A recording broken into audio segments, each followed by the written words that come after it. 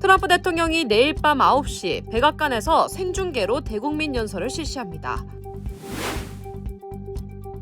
할리우드 유명 감독 롭 라이너 부부가 숨지기 전날 밤 아들과 함께 유명 코미디언 코난 오브라이언이 주최한 크리스마스 파티에 참석한 것으로 알려졌습니다. 크리스마스를 전후해 캘리포니아에 강한 비와 눈이 내릴 것으로 예보됐습니다. 수지 와일즈 백악관 비서실장이 언론 인터뷰에서 트럼프 대통령이 알코올 중독자의 성격을 가졌다고 평가했습니다. 미국 시민권자와 결혼한 뒤 영주권을 신청한 배우자들이 영주권 인터뷰 현장에서 체포되는 사례가 잇따르고 있습니다. We stand with accident victims during the hardest moments. Whether it's a car, truck, motorcycle, pedestrian, or rideshare accident, you deserve the best attorneys by your side. At DK Law, we're modern injury and accident lawyers who go all the way. We fight smart, we move fast, and we win big. At DK Law, when we take a case, we take it all the way.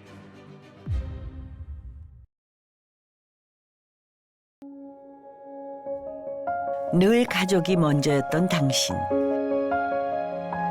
늘 우리가 먼저였던 당신. 그런 부모님의 건강을 위해 서울 메디칼 그룹이 준비했습니다. 더 많은 의사, 더 다양해진 서비스, 더 커진 네트워크로 당신의 건강을 먼저 생각합니다. 사랑하는 마음으로 가족처럼 SMG.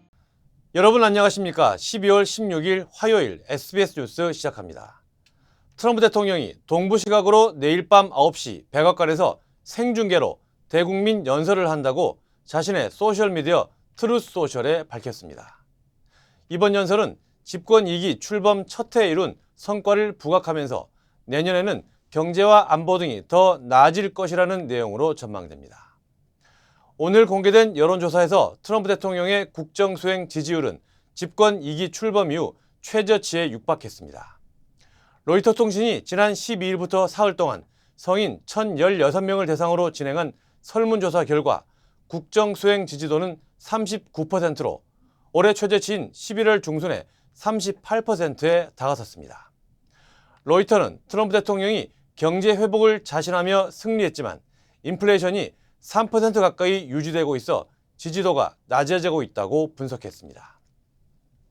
할리우드 유명 감독 롭 라이너 부부를 살해한 용의자인 아들 닉 라이너가 사건 전날 부모와 함께 참석한 파티에서 부모와 언쟁을 벌였다고 미 언론들이 보도했습니다. 이들은 사건 전날 유명 코미디언 코난 오브라이언이 주최한 크리스마스 파티에 참석했습니다. 피플 매거진 등 미국 언론들은 파티에서 아들 닉이 돌발적인 행동을 보였고 부모와 언쟁도 벌였다고 전했습니다. 다음날 라이너 부부는 LA 브렌트우드 자택 침실에서 흉기에 찔려 숨진 채 발견됐습니다. The evidence, any evidence, if there is any, of mental illness for his background will be coming out in the hearings that will occur. We anticipate again after the arraignment, the process will go through the normal process a case like this goes through. 닉 라이너의 유죄가 인정될 경우 가석방 없는 종신형 또는 사형까지 선고될 수 있습니다.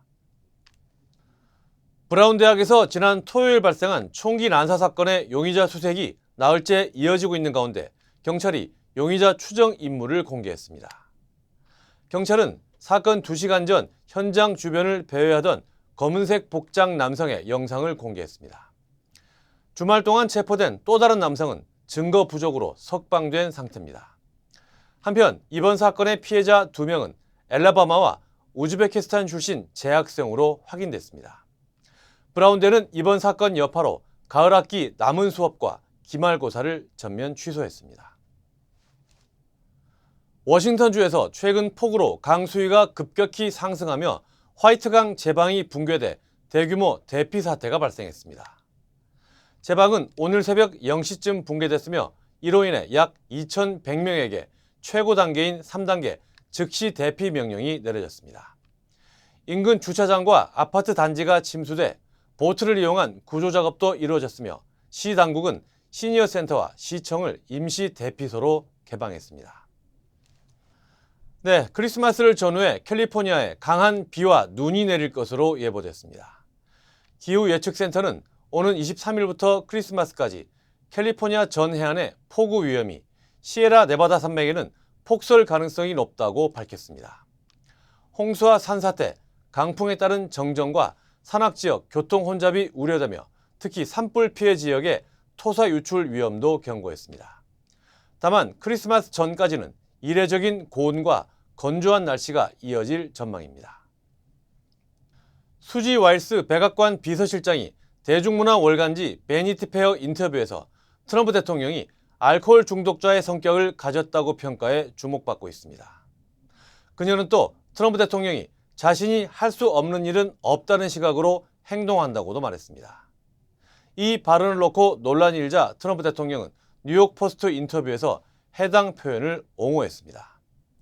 자신은 술을 마시지 않지만 만약 마셨다면 알코올 중독자가 됐을 가능성이 크다면서 자신은 소유욕이 강하고 중독적인 성격이라며 와일스 실장의 발언은 문제가 없다고 강조했습니다. 한편 와일스 실장은 트럼프 행정부의 전방위적인 상호 관세 부과에 대해 내부 의견이 크게 엇갈렸었다는 사실도 털어놨습니다. 다음 소식입니다. 중국의 일부 자산가들이 미국의 대리모 제도를 이용해 수십 명의 자녀를 출산시키고 이들에게 미국 시민권을 취득하게 하고 있다고 월스트리트저널이 보도했습니다. 상업적 대리모 제도는 중국에서는 불법이지만 미국 일부 주에서는 합법이라는 점을 이용한다는 겁니다. 실제로 한 중국 사업가는 대리모를 통해 태어난 자녀가 100명이 넘는다고 주장했으며 LA 지방법원은 과도한 자녀 수와 불분명한 양육 계획을 문제 삼기도 했습니다. 논란 속에 정치권에서는 외국인의 대리모 출산을 통한 시민권 취득을 제한하는 법안도 추진되고 있습니다. 미국 시민권자와 결혼한 뒤 영주권을 신청한 배우자들이 영주권 인터뷰 현장에서 체포되는 사례가 잇따르고 있습니다. NBC 뉴스에 따르면 샌디에고를 비롯해 뉴욕, 클리브랜드, 유타 등지에서 이런 사례가 속출하고 있습니다. 트럼프 행정부는 이들이 비자 체류 기간을 넘겨 체류 신분을 상실했기 때문에 구금했다고 밝혔습니다. 현행법에 따르면 미국 시민권자의 배우자 등 직계가족은 영주권 신청 때 불법 체류 신분이라 하더라도 영주권을 받을 수 있는 자격이 주어집니다. 그러나 연방이민국 대변인은 공식 성명에서 비자 체류 기한을 넘기는 것은 추방으로 이어질 수 있는 이민법 위반 사항이라며 트럼프 행정부의 입장은 매우 명확하다고 밝혔습니다. 네, 박찬욱 감독의 영화 어쩔 수가 없다가 미국 최고 권위의 아카데미 국제영화상 예비 후보에 올랐습니다. 또 넷플릭스 애니메이션 K-POP 데모넌터스의 사운드 트랙 골드는 아카데미 주제가상 예비 후보에 들었습니다.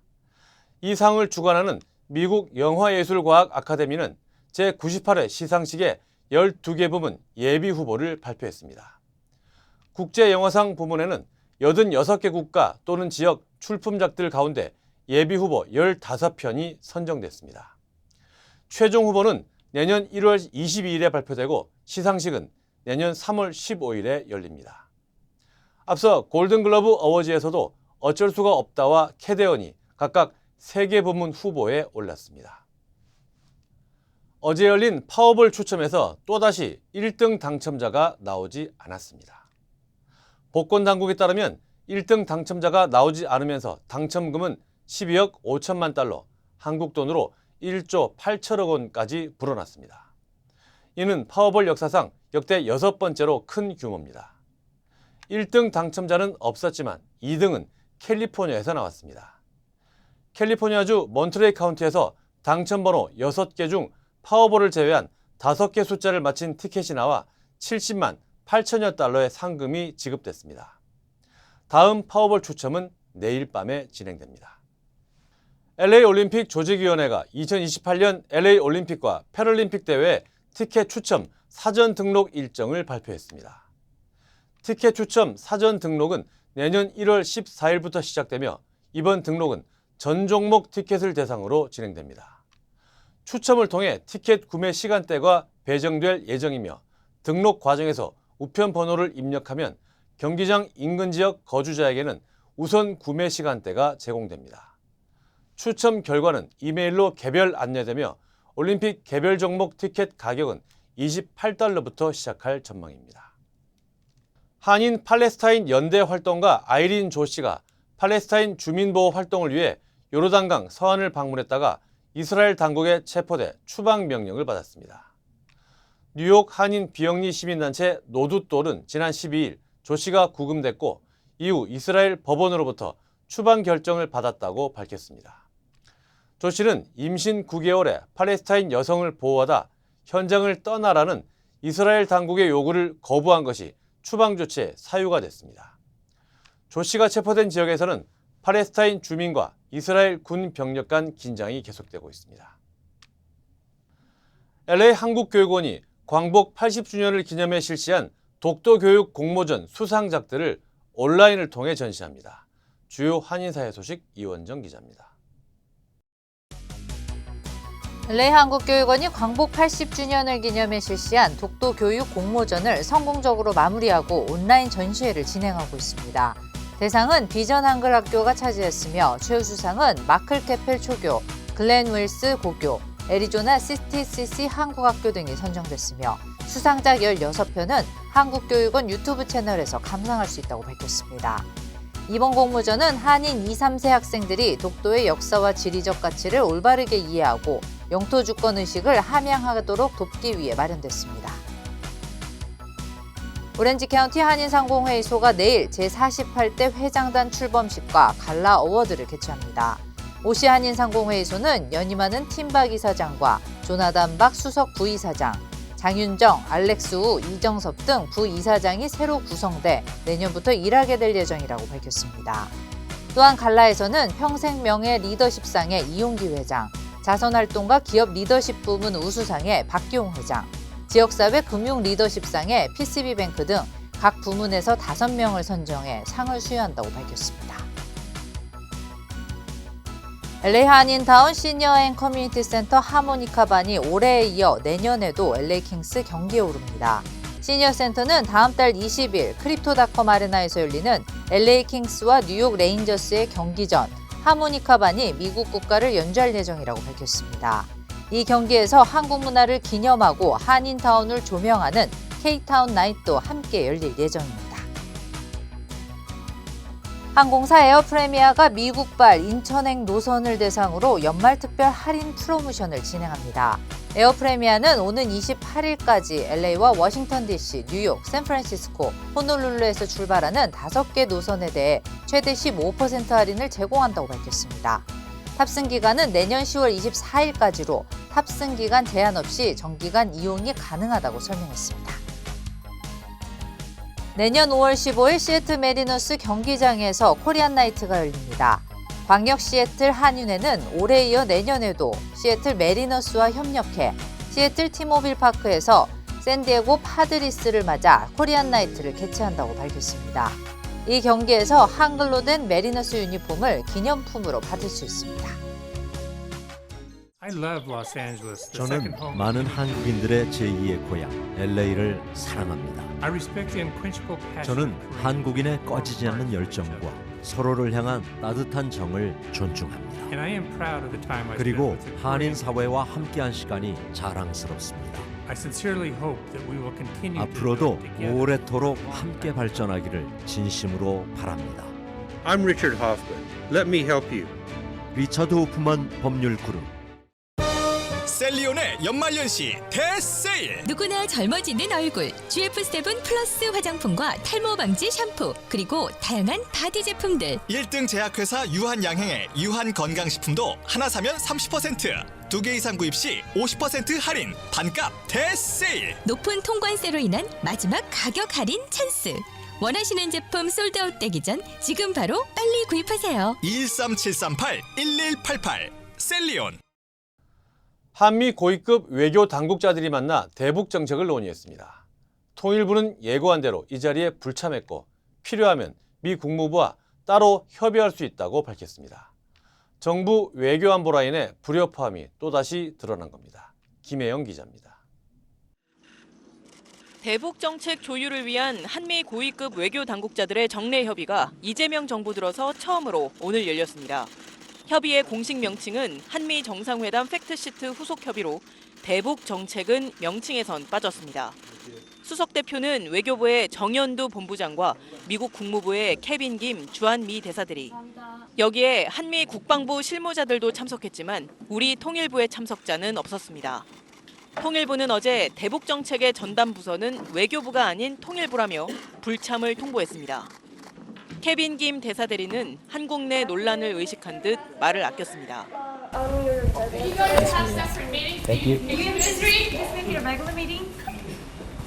외교부는 오늘 협의를 통해 팩트시트에서의 한반도와 관련한 한미 간의 재반 현안을 포괄적으로 논의했다고 전했습니다. 반면 통일부는 대북 정책과 관련해선 미 국무부와 직접 협의할 수도 있다며 외교부 견제에 나섰습니다. 대북 관계 관련해서는 통일부도 소통할 수 있다고 생각하고 있습니다. 외교 통일부 사이 불협화음에 대통령실은 원보이스를 강조했습니다. 개별적인 부처 의견이 나오는 건 맞지만 항상 NSC에서는 많은 조율을 합니다. 정부가 원보이스로 대외 문제에 대처할 수 있도록 계속 노력해 나가겠습니다. 정부 내 이른바 동맹파와 자주파가 대북 정책을 놓고 주도권 다툼을 시작한 거란 분석도 나오는데 내년 4월 트럼프 미국 대통령의 방중을 전후해 북미 회동 가능성은 있겠지만 남북 대화의 재개는 어려울 거라고 국립외교원은 오늘 내다봤습니다. SBS 김혜영입니다. 네, 이런 상황에서 위성락 대통령실 국가안보실장이 미국을 방문했습니다. 핵 잠수함을 건조하기 위해 한국과 미국 사이에 별도 합의를 논의하겠다고 언급했습니다. 워싱턴 김용태 특파원입니다. 한국 시간 오늘 새벽 미국에 도착한 위성락 국가안보실장은 고위급 대화를 통해 한미 정상회담 합의 이행을 촉진하겠다고 방문 목적을 설명했습니다. 특히 한국이 핵 추진 잠수함을 건조하기 위해 한미 간 별도 협정을 맺는 방안을 논의하겠다고 밝혔습니다. 호주의 경우는 미국의 원자력법의 91조에 따른 예외를 부여했고 그러려면 양자 간의 어떤 합의가 따로 필요합니다. 미국 원자력법 91조는 미국 대통령 권한으로 군용 핵물질 이전을 허가할 수 있다는 내용을 담고 있습니다. 호주가 이를 근거로 미국과 별도 협정을 체결했듯 한미 간에도 방법을 찾아보겠다는 뜻으로 해석됩니다. 위 실장은 루비오 국무장관 겸 안보보좌관, 라이트 에너지부 장관 등을 만나는데 핵 잠수함 건조와 함께 우라늄 농축, 사용 후 핵연료 재처리 방안에 대해서 논의할 예정입니다. 또 남북, 북미 대화 추진 등 한반도 평화 방안에 대해서도 의견을 교환합니다. 북한이 대화에 응하지 않기 때문에 분위기는 좋진 않지만 상대적으로 보면은 남북보다는 미국에 대한 가능성이 조금은 더 열려 있는 것이고 최근 대북 정책 주도권을 놓고 외교부와 통일부 사이 갈등이 불거진 데 대해선 아쉬운 점이 있다고 말했습니다. 정리된 대로 이제 이행이 되었더라면 지금보다 좀 나았을 거라는 아쉬움이 있습니다. 위성락 실장은 미국의 여러 동맹 중 한미 동맹은 분위기가 괜찮다면서 이 기회를 잘 살려나가겠다고 강조했습니다. 워싱턴에서 SBS 김용태입니다. 정했어요. 모두에게 더 다정하기로, 다 정관장하기로. 선물은 정관장. 건강하세요. 러시아 우크라이나 전쟁의 종전 협상이 이어지고 있지만 두 나라의 공방전은 갈수록 치열해지고 있습니다. 이번에 우크라이나 군이 사상 처음으로 수중 드론을 이용해 러시아 잠수함을 파괴했다며 영상을 공개했습니다. 파리 권영인 특파원입니다. 우크라이나 보안국이 공개한 영상입니다. 흑해연한 노보로시스크 항에 러시아 군함들이 정박해 있습니다. 갑자기 군함 아래에서 큰 폭발이 일어나고 물기둥이 솟구칩니다. 우크라이나는 수중 드론 서브시 베이비가 러시아 잠수함을 폭파한 장면이라고 밝혔습니다. 공격 시점을 공개하진 않았지만 수중 드론으로 잠수함을 공격한 건 이번이 처음입니다. 서브시 베이비는 개당 2~30만 달러 수준으로 공격 목표가 된 대당 4억 달러짜리 바르샤반카급 러시아 잠수함의 2000분의 1 값입니다. 우크라이나군이 그동안 투입해온 수상 드론을 개량해 수중 드론으로 실전 배치한 것으로 보입니다. 우크라이나군은 지난 2023년 수상 드론으로 러시아군의 핵심 보급로인 크림 대교를 공격했고 최근에는 러시아 유조선을 공격하기도 했습니다. 지난주 올해는 전선에서 4,000km 이상 떨어진 시베리아 등 러시아 본토 공군기지 4곳을 드론으로 공격해 군용기 40여 대를 파괴하기도 했습니다. 군사력 열세를 전선 곳곳에서 가성비 높은 드론으로 극복하고 있는 셈입니다. 러시아는 아무런 피해가 없었다며 우크라이나의 이번 수중 드론 공격은 실패했다고 주장했습니다. 미국이 주도하고 있는 러시아 우크라이나 간 종전협상은 전후 안전보장과 관련해 일부 진전을 이뤘습니다. І у нас там є прогрес. Я бачив військові деталі від військових, так, які вони напрацьовували, вони виглядають дуже непогано, хоча це перший драфт. 하지만 핵심 쟁점인 돈바스 지역 영토 문제는 아직 접점을 찾지 못하고 있습니다. 파리에서 SBS 권영인입니다. 한국 소식입니다. 윤석열 전 대통령의 체포 방해 혐의 재판의 1심 선고 날짜가 내년 1월 16일로 잡혔습니다. 윤 전 대통령은 12.3 비상계엄과 관련해 4개의 재판을 받고 있는데 이 가운데 처음으로 법원의 판단이 나오는 겁니다. 장훈경 기자입니다. 지난해 12월 3일 비상계엄 선포 직전 이뤄진 국무회의는 2분 만에 끝났고 오로지 의사정족수를 채울 목적으로 국무위원을 소집한 것임을 지난 1월 윤석열 전 대통령에 대한 공수처의 체포영장 집행은 윤 전 대통령 측의 완강한 거부로 무산됐습니다. 특검팀은 국무위원회 심의 의결권을 침해하고 정당한 법 집행을 방해한 혐의로 윤 전 대통령을 지난 7월 19일 추가 기소했는데 재판부는 내년 1월 16일에 선고하겠다고 밝혔습니다. 윤 전 대통령의 구속기한 만료 이틀 전으로 비상계엄과 관련한 4개의 사건 가운데 첫 선고입니다. 재판부는 특검법상 1심 선고가 공소제기일로부터 6개월 이내에 이루어져야 한다고 설명했습니다. 이에 윤 전 대통령 측은 계엄의 불법성 여부를 가리는 내란 재판이 끝날 때까지 선고를 미뤄야 한다고 주장했습니다.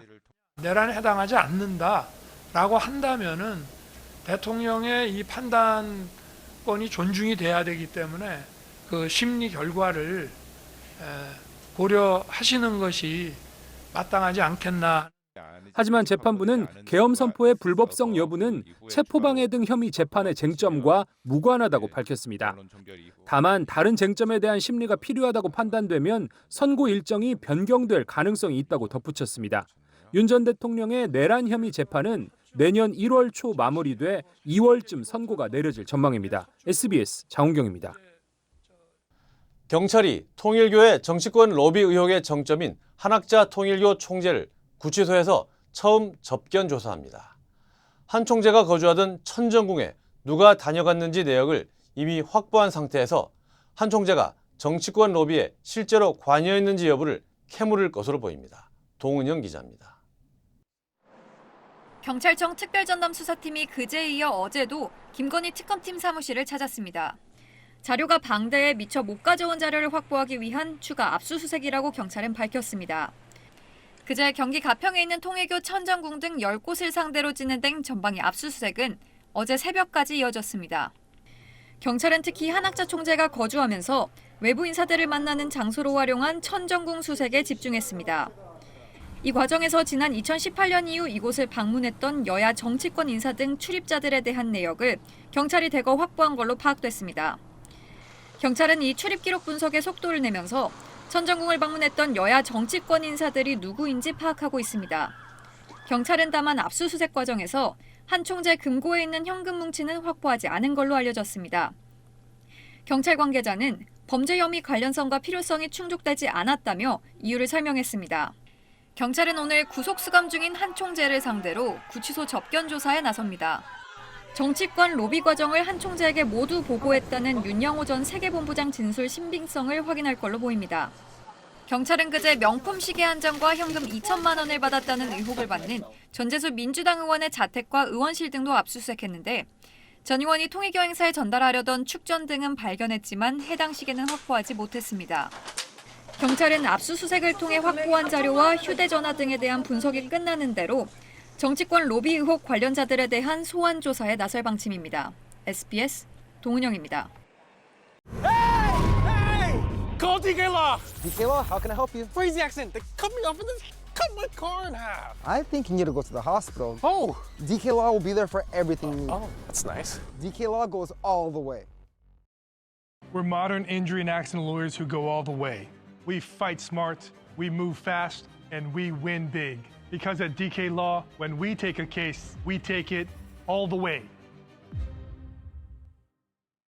서울 명문대학군의 중심입지 신촌. 이제 차원이 다른 젊음의 도시 에르노 플레이스 신촌이 미국 한인 동포들을 찾아옵니다. 미주 한인 교포들을 위한 특별한 기회, 성공 투자의 공식을 모두 갖춘 프리미엄 테라스형 오피스텔 에르노 플레이스 신촌이 미국 재외 교포를 위한 우선 특별 공급을 통해 11월 17일 계약을 진행합니다. 투자의 가치가 다른 높은 수익률과 미래 투자 가치까지 11월 17일 에르노 플레이스 신촌 오피스텔의 계약을 진행합니다. 분양 계약 문의 818-974-8949. 한국 국민 대부분의 개인정보를 유출시킨 쿠팡에 대해 한국 국회가 한국 시각으로 잠시 뒤 청문회를 엽니다. 창업자 김범석 의장은 지금까지 그래왔던 것처럼 또 안 나오겠다고 통보한 상태입니다. 최승훈 기자입니다. 국회 과학기술정보방송통신위원회가 오늘 오전 쿠팡 개인정보 유출 사태에 대한 청문회를 엽니다. 증인으로 쿠팡 창업자 김범석 의장과 박대준 전 대표를 불렀지만 두 사람 모두 나오지 않을 예정입니다. 김 의장은 글로벌 기업의 CEO로서 사업 일정들이 있다면서 불출석 사유서를 냈고 박 대표는 청문회를 일주일 앞두고 사임했습니다. 이번 청문회에도 새로 임명된 미국인 대표가 대신 출석하면서 청문회가 맹탕이 될 거란 우려가 나옵니다. 3,370만 계정정보 유출이라는 초유의 사태가 벌어진 지 한 달이 지났지만 시민들의 불안감은 수그러들지 않고 있습니다. 쿠팡 사태를 언급하며 개인정보가 도용된 것 같다는 보이스피싱 전화도 이어집니다. 이런 정보를 누군가 알고서 전화를 해서 뭔가를 하려고 한다는 그런 느낌을 받으니까 굉장히 불쾌하고 지금 좀 불안한 상태입니다. 온라인 쇼핑 이용자 1,000명을 상대로 설문조사를 해보니 3명 가운데 2명은 쿠팡 사태 이후 계정 도용이나 피싱 등으로 의심되는 사례가 늘었다고 답했습니다. 쿠팡은 피해 예방 요령을 안내하고 회원 탈퇴 절차를 일부 간소화했을 뿐 피해 고객에 대한 보상 계획은 내놓지 않고 있습니다. 개인정보 유출 신고 후 하루에서 일주일 만에 보상 대책을 발표한 기업들과는 다른 모습입니다. 오늘 청문회에서는 고객 보상안과 김 의장에 대한 질타가 이어질 것으로 보입니다. SBS 최승훈입니다.